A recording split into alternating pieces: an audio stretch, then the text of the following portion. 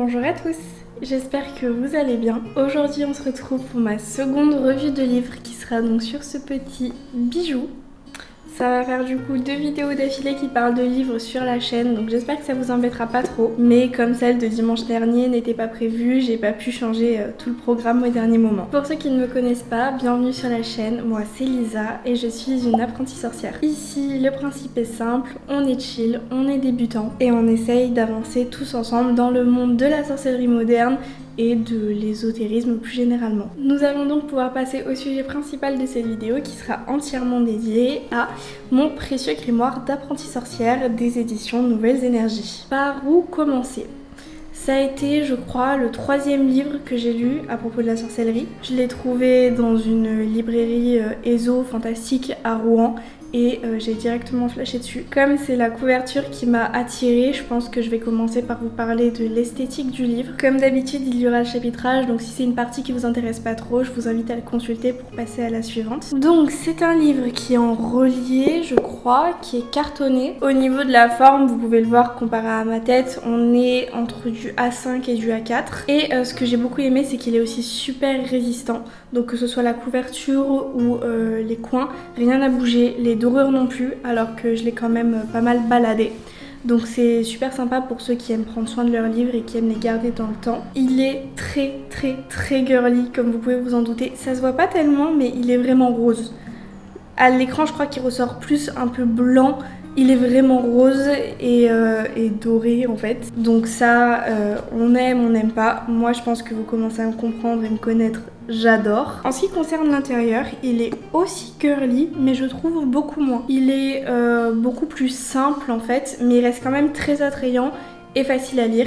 Je vous mettrai quelques images en même temps que je vous raconte tout ça. Il me semble que ce livre a été écrit par 4 auteurs, donc je vais vous lire quelques mots sur ce qui est écrit à leur propos. Je vous ai dit n'importe quoi, il y a plus que 4 auteurs. 1, 2, 3, 4, 5, 6 6. Il y a 6 auteurs. Ok, donc on a en premier Amélie Offray, qui est tarologue, qui s'est spécialisée dans l'ésotérisme. Je vous mettrai son Instagram si elle est précisée. Ok, super intéressant.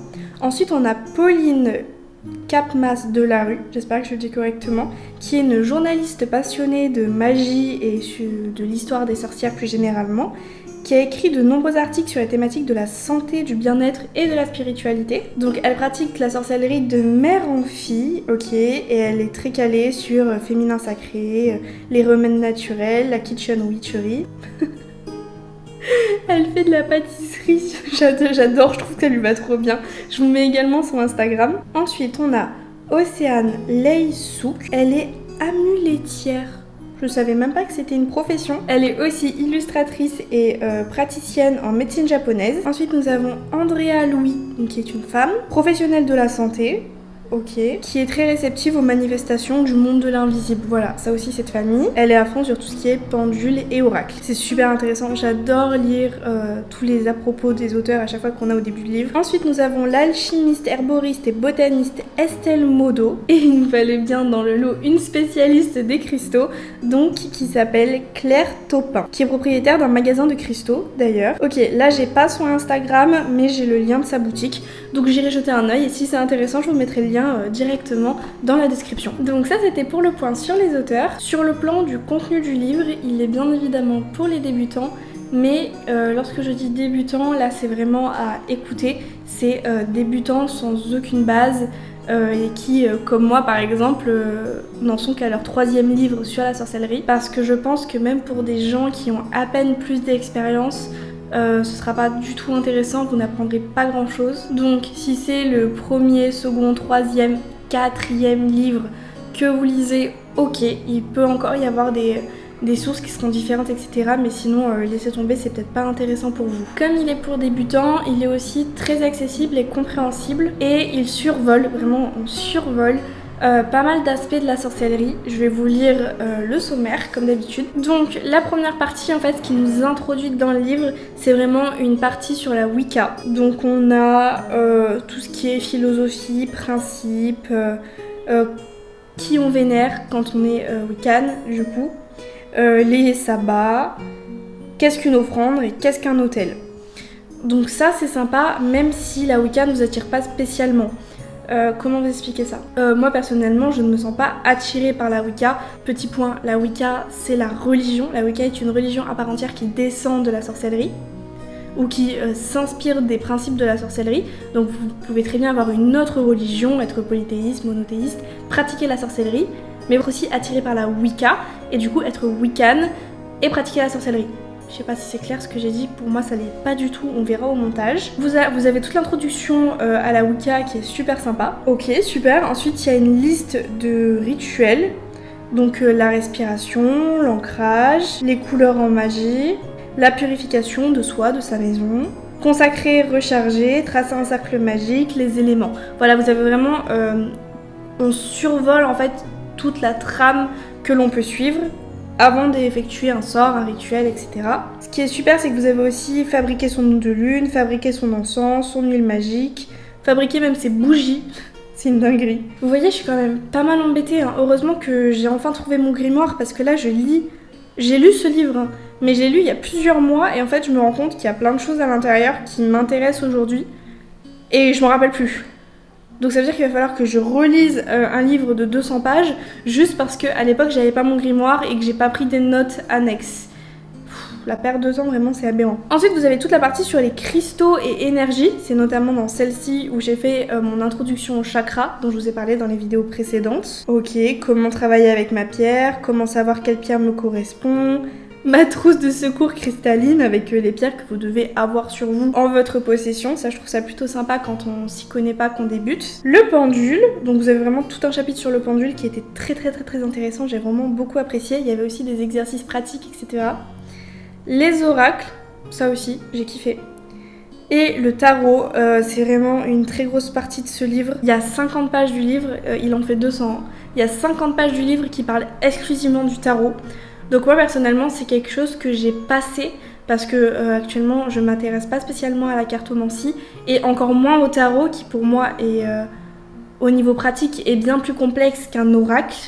Donc du coup j'avoue que j'ai lu le début et qu'après ça m'intéressait pas du tout donc j'ai passé cette partie mais je reviendrai dessus si un jour je me réoriente vers la cartomancie. Mais voilà, vraiment là-dedans il y a une introduction au tarot qui est vraiment massive et qui n'est pas totalement accessible je trouve. Faut vraiment y mettre un investissement, c'est-à-dire qu'il faut vraiment être concentré pour lire ce chapitre-là. Clairement, j'avais pas envie de m'investir là-dedans, donc je ne l'ai pas fait. Mais le début était très intéressant.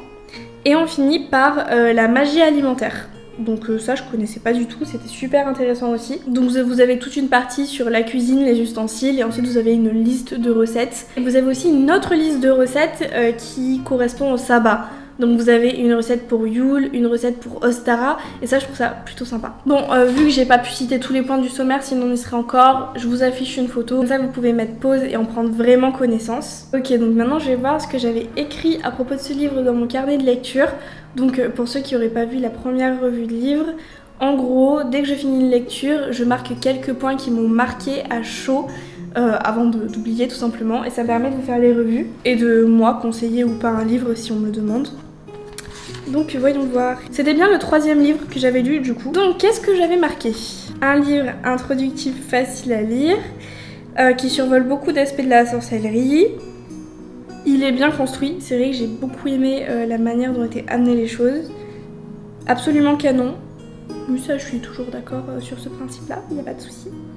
La chaîne n'est pas du tout superficielle, non. Peu de pratique, mais un bon accompagnement et une pratique sereine. Alors, je suis pas forcément d'accord, parce que je trouve qu'il y a quand même pas mal de pratiques dedans, mais c'est pas un livre de pratique. C'est pas un livre où il y aura que de la pratique dedans, et vraiment énormément de sorts et de rituels, etc. Mais il y a quand même pas mal d'infos pour faire de la méditation, comment faire son eau de lune, etc. Donc il y a quand même le juste milieu, je dirais, entre pratique et théorie. Il est pour débutants, mais il fait pas mal de prévention, notamment sur la projection. Ça, j'ai oublié de vous le dire. Dans le livre, ne prenez pas peur. Vous allez avoir écrit projection astrale. On ne vous dit pas comment faire. Non, c'est un chapitre qui fait que de la prévention et qui dit clairement que ce n'est pas fait pour vous. Que si vous lisez ce livre à ce moment, c'est pas fait pour vous. La projection, c'est quelque chose qui peut être dangereux. Honnêtement, je me suis même pas renseignée sur ce sujet parce que je sais que c'est pas de mon niveau, que c'est pas de mon ressort et que je ne sais pas si ça m'intéressera un jour. Mais sachez que si en lisant le sommaire vous avez des choses qui vous disent oh là là mais ça c'est pas du tout pour les débutants, attention c'est quoi ce scandale, sachez que c'est de la prévention et exclusivement de la prévention. Il n'y a rien qui m'a choquée dans ce livre. Il y a même de la prévention quand vous utilisez, enfin quand dans certaines recettes, certains rituels on vous demande des huiles essentielles, on vous dit attention, vérifiez d'abord que vous pouvez l'utiliser, que vous ne faites pas d'allergie à certaines ou telles plantes. On vous dit attention, c'est pas recommandé pour les femmes enceintes. Pour certaines huiles, on vous précise bien attention, ce n'est pas à appliquer sur la peau. Donc beaucoup de choses qui ne sont pas spécifiées dans d'autres livres, qui sont pour des gens plus expérimentés. Là, il y a vraiment pas mal de prévention et j'ai beaucoup apprécié ça parce que même si c'est redondant, c'est vraiment écrit sur chaque page, c'est important. Ça peut très vite devenir dangereux, on peut se créer des problèmes de santé, donc autant éviter. Il y a quelques rituels, il y a des prières aussi et des recettes. Un peu de bullshit quand même, selon moi. Honnêtement, je ne saurais même plus vous dire quel chapitre ça concerne, mais je me rappelle maintenant être plongée à fond dans la lecture, bouffer de l'information et d'un coup m'arrêter et me dire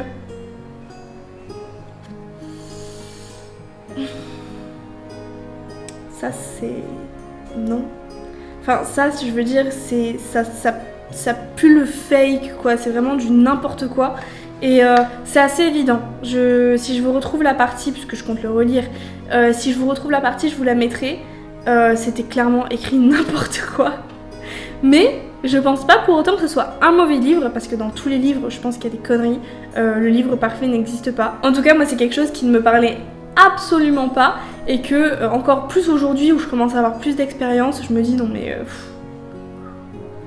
Là, vraiment, les auteurs sont partis dans un truc... Je sais pas où ils l'ont chopé, mais c'est pas à prendre au pied de la lettre quoi. Mais attention, hein, toutefois, c'est pas du tout un mauvais livre, je le recommande même. Moi, il m'a permis d'apprendre énormément de choses. Il m'a permis, comme je vous l'ai dit, de changer de vision sur ma pratique, notamment avec sa partie sur les chakras. Il m'a bien sûr introduit à la lithothérapie, chose très grave et très dangereuse. Vraiment, si vous pensez qu'une femme vous coûte cher, attendez qu'elle s'intéresse aux cailloux. Vraiment, attendez, hein, parce que vous pensez qu'on aime les fringues, vous pensez qu'on aime les chaussures, vous pensez qu'on aime les bouquins. Attendez les cailloux, attendez. Vous n'êtes pas prêts. Heureusement que je n'ai plus de taf, parce que sinon mon salaire c'est plus dans la déco de la maison qui passerait, c'est dans les cailloux. Mais j'étais trop smart, déjà à l'époque j'étais trop smart. J'ai écrit... la meuf... Ouais. J'ai écrit qu'il fallait quand même croiser les sources sur certaines choses qu'il y avait écrit à l'intérieur, c'est ce que je vous disais précédemment, et qu'il fallait approfondir. Vous ne pouvez pas lire ce livre et dire c'est bon je suis un expert. Non, c'est pas possible, c'est inconcevable.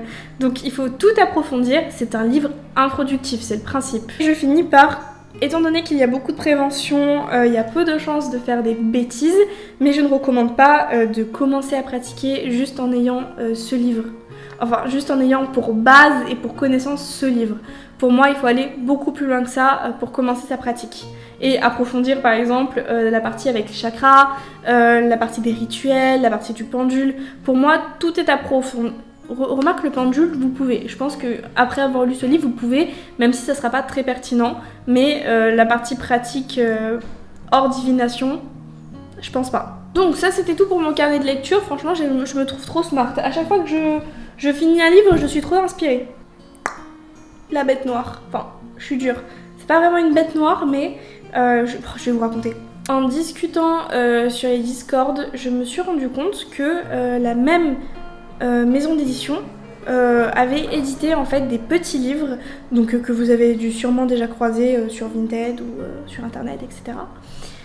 Qui avait l'air super et super abordable au niveau prix, etc. Et pour les autres, honnêtement, je ne sais pas, j'ai pas pu tous les comparer, mais pour celui sur le pendule, et peut-être sur les cristaux, du coup, c'est littéralement la même mise en page et la même structure, le même contenu, les mêmes phrases qui sont écrites dans les deux livres. Donc je ne sais pas si c'est plus dans celui que je vous ai présenté ou si c'est plus dans le petit livre, mais en tout cas sur plusieurs pages c'est le même contenu de A à Z. Donc je pense qu'il faudrait que vous puissiez comparer ce livre avec les petits livres de la maison d'édition pour voir ce qui est le plus intéressant au niveau rapport qualité-prix. Ça veut dire que, bon, si vous vous intéressez que au pendule, vous prenez que le petit livre qui sera moins cher que le gros. Mais si vous vous intéressez au pendule, aux cristaux et puis peut-être à autre chose, peut-être prenez directement le gros, ça vous coûtera moins cher au final et vous aurez même des informations annexes. Donc voilà, c'est vrai que ça j'étais un peu déçue au final de savoir que le contenu de mon livre était le même dans un autre livre, mais le même avec les mêmes illustrations, la même colorimétrie, la même chose de A à Z. Je trouve ça un peu bizarre, mais en soi je comprends le principe, genre je comprends le projet.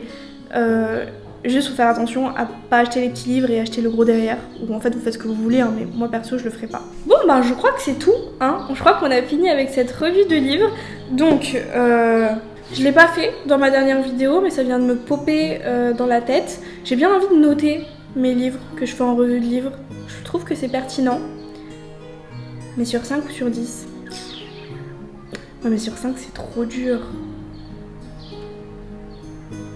Ouais mais sur 5 c'est plus pertinent. Ouais bah sur 5 je vais le noter 4. Voilà. Oula, on voit que dalle. 4 sur 5, je pense que c'est vraiment une note hyper correcte pour le livre que j'ai entre les mains. Comme je vous l'ai dit, hein, c'est vraiment un livre pour débutants. J'étais débutante et il m'a convenu, mais vraiment, vraiment de A à Z. Il y a quelques points noirs dans l'histoire. C'est normal, c'est un livre qui parle de magie, d'ésotérisme. Ce sera jamais une science exacte et c'est pas du tout un reproche que je fais. Donc voilà, le contenu est super top. Le livre est absolument magnifique et je ne vous le répéterai jamais assez dans cette vidéo. Il va falloir que j'accélère sur mes lectures si je veux continuer à vous poster des revues de livres fréquemment. Parce que c'est vrai qu'en ce moment, je me laisse un peu aller. Voilà, en ce moment, je suis à fond sur les vidéos et j'ai un peu délaissé mes livres alors que j'en ai une tonne. C'est honteux. Sur ce, nous on se retrouve dimanche prochain pour une nouvelle vidéo. Ça me fait absolument très peur. Voilà, je vous le dis, ça fait une semaine que j'essaye déjà de l'écrire la vidéo. Elle me terrifie. C'est la vidéo du coup sur les préjugés qu'on a sur nous quand on est apprentie sorcière ou sorcière plus généralement. C'est très dur. Il y a beaucoup de choses qui restent là et que j'arrive pas à formuler de manière posée et bienveillante, sauf que c'est le but et le principe de ma chaîne. Donc des fois je dois un peu me censurer ou c'est pas ça le terme, mais voilà, il faut que je sois un petit peu plus posée et chill afin de garder cet amour de safe place que j'ai ici. Donc voilà, la vidéo me terrorise, mais elle sortira bien dimanche prochain. Il faut juste que je me motive à finir de l'écrire et surtout à la tourner. Je dis que je vous poste du coup le planning de vidéos pour les semaines à venir, mais honnêtement j'en ai aucune idée. Je suis un petit peu en roue libre là, voilà. Sur ce, j'espère que vous avez passé un bon moment en ma compagnie. Si j'ai dit des bêtises, comme d'habitude, n'hésitez pas à venir me reprendre dans les commentaires, c'est toujours un immense plaisir de vous lire. Si vous avez des questions, checkez d'abord la description, je l'essaye toujours de la faire avec un maximum de liens pour que vous n'ayez pas à chercher pendant 100 ans. Sur ce, c'était Witch Abricot, prenez soin de vous.